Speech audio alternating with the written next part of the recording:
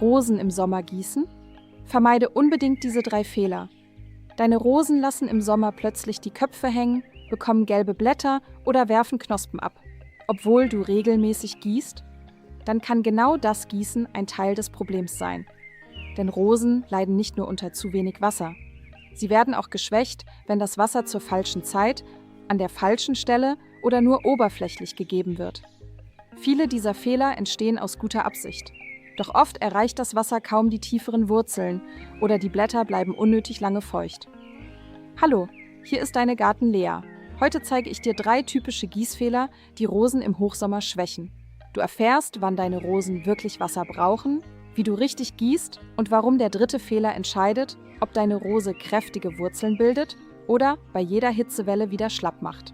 Und am Ende zeige ich dir einen einfachen Test, mit dem du sofort erkennst, ob dein Gießwasser tief genug in den Boden gelangt ist. Während heißer Sommerwochen verdunstet viel Wasser. Gleichzeitig bilden öfter blühende Rosen neue Triebe und Knospen.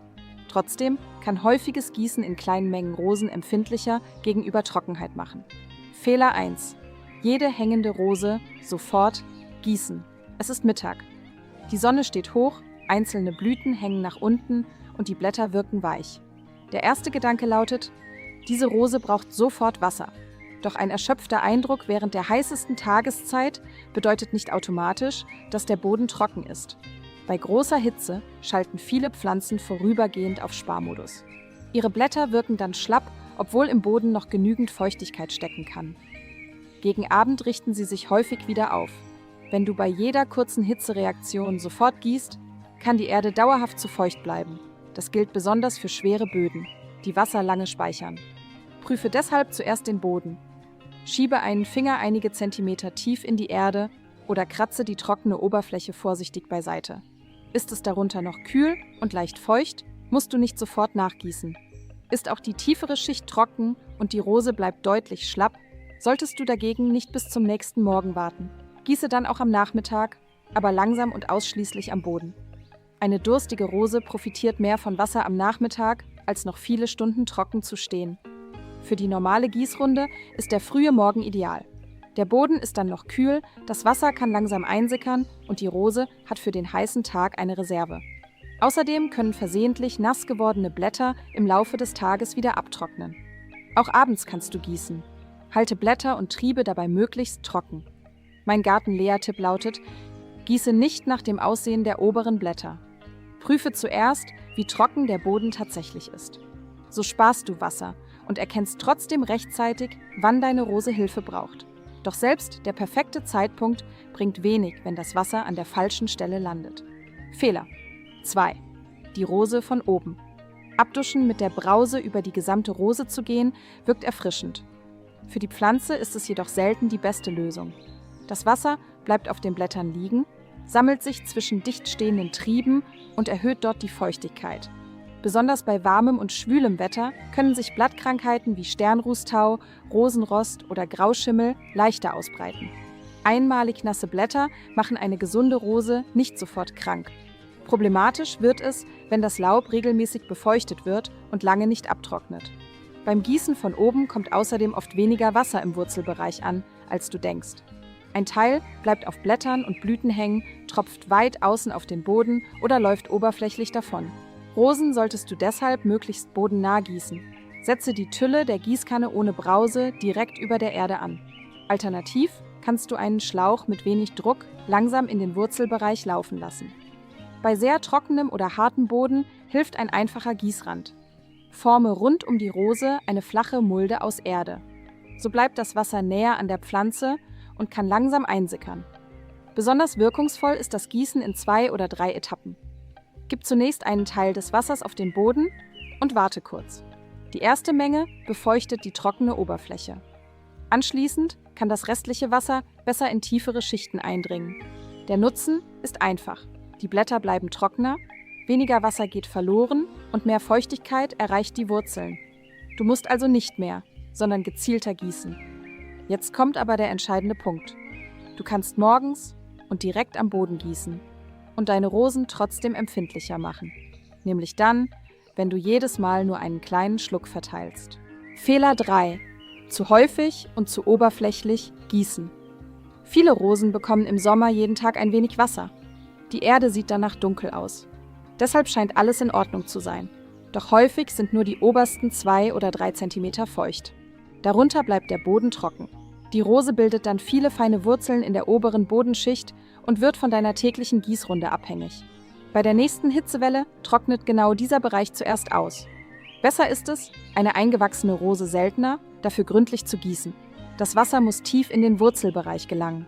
Als grobe Orientierung kannst du einer eingewachsenen Rose während einer trockenen Sommerphase etwa 5 bis 10 Liter Wasser geben. Das ist keine starre Regel. Auf sandigem Boden kann mehr Wasser nötig sein. Schwerer Lehmboden speichert Feuchtigkeit länger. Dort musst du langsamer gießen und Staunässe vermeiden. Verteile das Wasser auf mehrere Durchgänge und warte zwischendurch kurz, damit es wirklich versickern kann. Auch die Häufigkeit hängt vom Standort ab. Während anhaltender Hitze kann gründliches Gießen 1- bis 2-mal pro Woche nötig sein, nach kräftigem Regen deutlich seltener. Entscheidend ist nicht der Kalender, sondern die Feuchtigkeit im Boden. Neu gepflanzte Rosen sind eine Ausnahme. Ihre Wurzeln reichen noch nicht tief genug, deshalb brauchen sie in der Anwachsphase häufiger Wasser. Auch Kübelrosen trocknen schneller aus und müssen an heißen Tagen täglich kontrolliert werden. Regenwasser aus der Tonne eignet sich besonders gut. Steht dir nur Leitungswasser zur Verfügung, ist das aber kein Grund, eine trockene Rose warten zu lassen. Wichtiger als die perfekte Wassertemperatur ist, dass du langsam, bodennah und in ausreichender Menge gießt. Und genau hier liegt der große Vorteil. Wenn das Wasser tiefer in den Boden eindringt, bildet die Rose auch in tieferen Schichten Wurzeln. Dort hält sich die Feuchtigkeit länger. Deine Rose wird widerstandsfähiger und du musst bei der nächsten Hitzewelle nicht sofort wieder hinterher gießen. Jetzt kommt der Test, den ich dir am Anfang versprochen habe. Warte nach dem Gießen ungefähr 10 Minuten. Schiebe dann vorsichtig einen kleinen Spaten oder eine schmale Pflanzschaufel neben der Rose in die Erde. Ist der Boden nur oben dunkel, darunter aber schon wieder trocken, war die Wassermenge zu gering oder das Wasser ist zu schnell seitlich abgeflossen. Die Feuchtigkeit sollte deutlich tiefer reichen als nur 2 oder 3 Zentimeter. Mit diesem einfachen Test erkennst du sofort, ob dein Gießen wirklich an den Wurzeln ankommt. Zusatztipp: den Boden mulchen. Jetzt hast du das Wasser zur richtigen Zeit und an die richtige Stelle gebracht. Doch wie verhinderst du, dass ein großer Teil davon schon kurze Zeit später wieder verdunstet? Eine lockere Mulchschicht rund um die Rose kann die Feuchtigkeit länger im Boden halten. Geeignet sind zum Beispiel angetrockneter Rasenschnitt, Laubkompost oder anderes lockeres organisches Material. Verteile das Material locker auf dem Boden und lass rund um die Rosentriebe etwa eine Handbreit frei. So bleibt die Erde geschützt, ohne dass sich direkt an der Pflanzenbasis dauerhaft Feuchtigkeit staut. Der Mulch schützt vor direkter Sonne, reduziert die Verdunstung und bremst Unkraut. Häufe ihn aber nicht dick und nass direkt an der Pflanzenbasis an. So bleibt das Wasser länger dort, wo die Rose es aufnehmen kann, und du musst seltener nachgießen. Wenn du deine Rosen gesund durch heiße Sommerwochen bringen möchtest, brauchst du kein kompliziertes Pflegeprogramm. Merke dir diese 3 Punkte. Prüfe zuerst den Boden und gieße nicht nur deshalb, weil die Rose mittags kurz schlapp aussieht. Gieße langsam und bodennah direkt in den Wurzelbereich, statt Blätter und Blüten abzuduschen. Und verteile nicht jeden Tag nur einen kleinen Schluck. Gieße eine eingewachsene Rose lieber seltener, dafür so gründlich, dass die Feuchtigkeit auch tiefere Bodenschichten erreicht. Mein Garten-Lea-Merksatz für heute lautet: nicht möglichst oft gießen, sondern so, dass das Wasser wirklich bei den Wurzeln ankommt.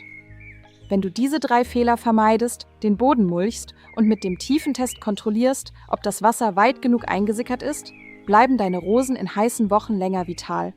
Sie entwickeln kräftigere Wurzeln, kommen besser mit trockenen Tagen zurecht und haben gute Voraussetzungen für weitere Blüten. Schreib mir in die Kommentare: gießt du deine Rosen bisher eher jeden Tag ein bisschen oder seltener und dafür gründlich? Und achte bei deiner nächsten Gießrunde auf 3 Dinge. Bleiben die Blätter trocken? Versickert das Wasser langsam? Und reicht die Feuchtigkeit wirklich tiefer als nur wenige Zentimeter? Genau diese 3 kleinen Kontrollen machen aus einfachem Gießen eine Pflege, die deine Rosen langfristig stärkt. Danke, dass du dir Zeit für deinen Garten genommen hast. Deine Garten-Lea.